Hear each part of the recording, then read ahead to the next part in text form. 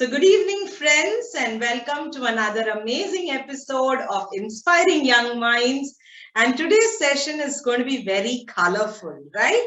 So let's learn a little more about Madhubani art. And I'm going to share the screen right now, and then you're going to learn, understand, and then you're going to do maybe a very small picture, but then you're going to do and share it with us. Okay? So let's get started. Okay, so good evening, children, and welcome to another amazing episode. As I told you, today's topic is very colorful. Even when you look at this picture, doesn't it look very colorful? So this is called Madhubani art or Madhubani painting. So why did we pick up these topics? Because I want all of you to get familiarized with a lot of heritage and culture of India. Right? And Madhubani art is one such painting which has actually got a lot of international acclaim. And it's very simple to do it. As I go through this presentation, I will be able to help you understand it better. Okay? So Madhubani art, or it's called Mithila painting, is basically a style of Indian painting which is practiced in the Mithila region of India and Nepal. And it was named after a district in Bihar called Madhubani. And this is from where it originated. So when you look at this picture, you can see that there are two fishes and a lotus there, right? And if you look very closely onto this picture, you will see just simple dashes and simple straight lines and curved lines and slanting lines to draw this picture. So it's actually very simple picture. And as you keep drawing this and adding color to it, it actually gives you a very bright looking picture. Most of the colors used are very vibrant, and I will talk to you more about the colors in the next few slides. So this is basically a 2,500-year-old folk art, and it is actually going back to the date of Ramayana. I'm sure all of you must have heard about Ramayana and Mahabharata. Ramayana is a story about Lord Rama and his wife Sita, and how the entire story goes from how Rama was born and how he got married to Sita and thereafter, right? So when Lord Janaka, that is the King Janaka, who is Sita Ma's father, he wanted to capture the entire wedding scenario. See, in today's time, we take a lot of photographs and we take a lot of, videos to capture those special moments in our life. In those days, that was not there. So Lord Janaka, what he did was he asked all the artisans of Mithila to draw the entire procession or the wedding celebrations of Lord Rama with Sita. So this is how that Madhubani art came into being. So here you can see the picture of that festivity, and you can see that these paintings were actually drawn on the walls and floors of the houses. So as the wedding procession was going, all the houses on either side were actually drawn with this beautiful, colorful painting, which gave a very festive look. And this is how they used to celebrate it. And the women of the house had a lot of that creativity in them. And this creativity was actually expressed out or shown out by these paintings on the walls and the floors. So this art not only depicts the social culture, but also it gave a cultural identity of the land with the depiction. And these depictions were basically on religious beliefs, on love, on fertility, on animals. So you can see here there is an elephant, and then you can see a few birds on the tree, and each of the tree or on the the flowers on the tree, you can see variant colors. Now this is left to your creativity. Usually we say, no, one tree means one color only. But here you can see each flower is drawn on a different color just to give a lot of vibrance to this painting, right? And this basically represents the creativity and the sensitivity of the people. So this folk art of Bihar, as I told you, and the name came from the same town called Madhubani. It had a lot of deep religious beliefs too. So here, when you look at it, there are a lot of semicircles drawn and circles drawn. But again, as I told you, it is straight lines and curved lines and colorful pictures, a splash of colors there. This is a very nice looking, owl, right? So similarly, you can see vibrance of colors in all these paintings. And many of the times, these paintings were also done on the trees. Now, why on the tree? Because they did not want people to cut the trees down. So they also believed in protecting the environment and, try to decorate the tree so that anybody who comes to cut the tree will feel, oh my God, such a beautiful painting. Why should I cut the tree? So look at the most creative way of how they tried to save Mother Nature and how they were so much closely associated with Mother Nature. So here you can see one of the houses fully, decorated with the Madhubani art, right? And they had a lot of motifs and beliefs, and I will try to show a few of the motifs just to help you understand what these represented, right? And when you look at Madhubani art, like here you can see it's like a sun, right? And these kind of bright colors and contrasts were added with a little bit of white and black so that, it gave the colors also popped up and it was very beautiful to look at. The fillings of these colors were done with brushes and you could either use it with many techniques. One of the techniques was called Bhani, and I will explain to you about that. So there were three main themes of Madhubani art. One was religion, then social scenes and elements of nature. Here you can see Lord Rama, Lakshmana, Hanuman and Sita Ma, right?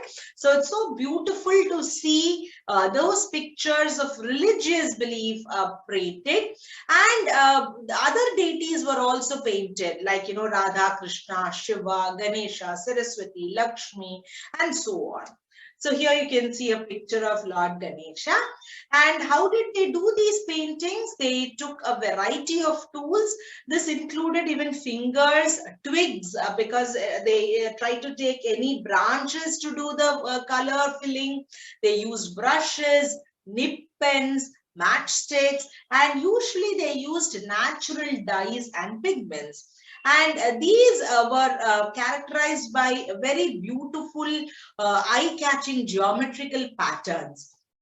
And they used to do this in handmade paper or on canvas, which was the basic raw material on which they did, if not on the walls and the floor. So in the Indian folk art, a peacock, now you can see this picture is about a peacock. A peacock had a special significance. So a peacock in Madhubani painting represents the divine love, knowledge, prosperity, and romance. So it also had, if you look at the feather, can you look at this feather here? It had a look of an eye. Can you see it looks more like an eye? So this eye represented that, you can safeguard yourself or protect yourself from any evil or negativity which is coming close to you. So that is how beautifully few of the, elements were enhanced and understood. Other such things were also of the lotus flower.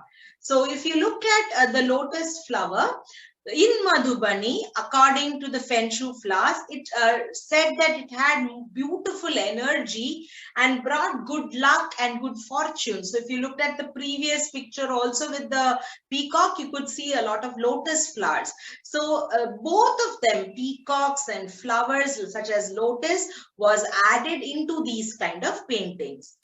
Usually, a paste of rice powder was used to create such Madhubani paintings. And today, you can see these Madhubani paintings on salwars, on saris, on fabrics, on paper, on canvases, and this actually can be used as, wall paintings, etc. So it really gives a kind of an understanding into this new way of, depicting this old art. See, I told you it is more than 2,500 years of this art being there, but we need to revive it because the younger generation should know that these art were there. So what were the natural dyes or colors used? We used henna leaves. I'm sure all of you know what henna is, right? It's mehendi. So that would give a green color to the picture. Marigold. Marigold, I'm sure you have seen these marigold flowers. You would have them in yellow, in orange, and in bright red colors. So you could mix them and get the color. Bougainvillea, cow dung, soot to give the black color, and rice powder or lime. These were eco-friendly materials from which artists actually extracted the colors. So this is how the olden time they used to make the colors and use it on the walls. But nowadays, we are not using these colors. This is only followed in traditional paintings of Madhubani, where they used only nature and natural products. Today, they use acrylic paints and poster paints on canvases also to do these kind of paintings. Now, there are different styles of Madhubani paintings. One such painting is called Bhani. In Hindi, Bhani means you're filling it up. So if you look at this picture, the entire picture is filled, right? Not a space is left. So that is what is Bhani. It's a very profound art form, and it has very vibrant colors and brightness as it you can see. Now, the black and white would actually give a nice outline or a theme to the entire painting. And most of these paintings were on animals, were on birds, were on, Hindu deities. And this is how they try to express the next generation about the folklore of the place. So Jagadamba Devi, who is a renowned Madhubani painting artist, was the first to get Padma Shri in 1975. So you can see how these kind of paintings and credits or due credits were given to the artists also. So you can see here another picture of the sun and the rays, and you can see how beautiful it looks. Maybe you might say somewhere it looks like mandala art also because of those lines and sort of concentric ones. But here it is more vibrant, and you can see it is more made with nature. So for your activity, do a nice Madhubani painting, anything small also. Fill them with colors and show yourself how you want to relive these kind of art forms, right? So we at Inspiring Young Minds can be contacted through WhatsApp, and I have my friend Savita also from Germany who helps me conduct Inspiring Young Minds, and we have our own YouTube channel. You can like, share, subscribe, comment, and press the bell icon at Team Red Rockstars, Dr. Vidyaa Smile Dental Clinic. And I would like to thank all the parents, grandparents, and the children for joining in today. Thank you. So now, if there are any doubts, you can definitely ask me. And I'm sure you all learned a new form or a new kind of an art system. And it is very important for us to keep these kind of art forms alive. And next time when you see any such paintings, either on dupattas or on saris, or even on the wall somewhere, I want you to appreciate, because, until and unless, there is a saying which says The eyes do not see what the mind does not know. So until unless you know it, you will not see it. And once you don't see it, you might not appreciate it. So the whole idea of inspiring young minds is to help you understand that we need to appreciate, we need to be observant of the paintings. I'm sure whenever you go to an airport, you will see, like, as you come out of the airport from the aircraft, and when you get inside the airport, you will see a lot of Indian richness of heritage and culture, where either in forms of idols or in forms of statues, in forms of paintings, it's depicted. So each of you should actually develop that observance to understand, appreciate, acknowledge, and definitely try it. We are not going to become artists by drawing, but nevertheless, we will be able to appreciate much better art as we grow, right? So, any questions, my dear children? Oh. Ma'am? Yes, Arohi. Ma'am, I have no question, but I'm very interested in the activity. Lovely, dear. I'm also very excited to see, your painting. So you can take up any small topic.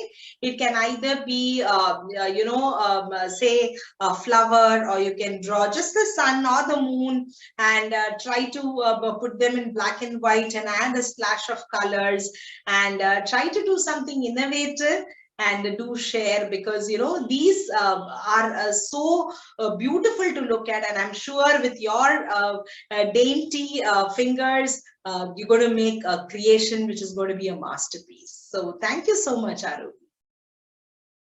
Okay, ma'am, I'll send you. Thank you, dear. So thank you, friends. It was so nice getting in touch with all of you.